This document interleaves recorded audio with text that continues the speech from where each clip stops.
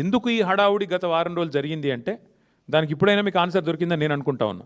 ఎందుకు అంటే తన బినామీ భాగోతం, తన బినామీ యొక్క కుంభకోణం, 6,000 కోట్ల వర్కులు ఏదైతే ఈ రాష్ట్ర ప్రభుత్వం KLSR అనే కంపెనీకి, ముఖ్యమంత్రి గారి బినామీ కంపెనీకి ఇచ్చిందో దాన్ని బయటపెట్టక తప్పని పరిస్థితి. ఇప్పుడు సుప్రీంకోర్టు చెప్పిన తర్వాత రాష్ట్రము కేంద్రం విచారించాల్సిందే, కాబట్టి తప్పని పరిస్థితి.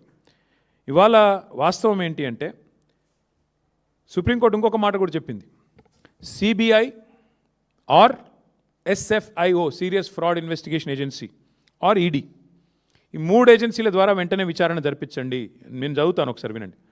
The supreme court on January 23rd sought responses of the Center, Telangana, CBI, ED and SFIO on a plea seeking an independent probe into multi-crore corporate fraud involving alleged collusion of state authorities and a high-ranking member of the judiciary.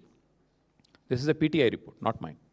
So point ఏంటంటే ఈ ఫ్రాడును, ఈ బినామీ భాగోతాన్ని దాచడానికే గత వారం 10 రోజులు నానా తంటాలు పడి పాపం మిమ్మల్ని ఇబ్బంది పెట్టి మీరు రోడ్ల మీదకి వచ్చి మా నాయకులు, మా కార్యకర్తలు ఇబ్బంది పడి ఏం జరిగిందయ్యా ఇందులో అంటే ఇగో అసలు విషయం, ఈ దొంగని, ఆ కుర్చీలో కూర్చున్న దొంగని ఇద్దరు పరస్పరం తమ బినామీ భాగోతం బయటికి రాకుండా ఉండడం కోసమే దావోస్ నుంచి ఆదేశాలు ఇచ్చి మరి ఈ డ్రామా నడిపారు.